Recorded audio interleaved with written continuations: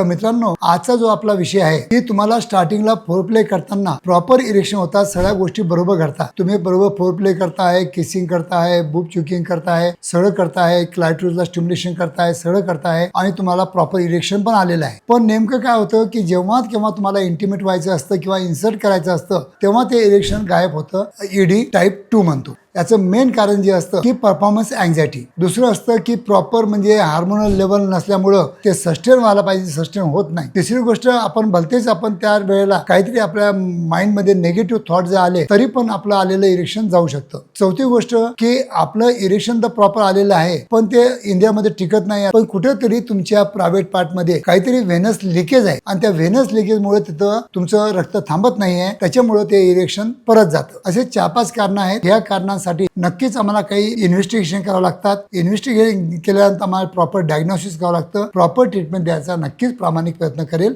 धन्यवाद मित्रांनो.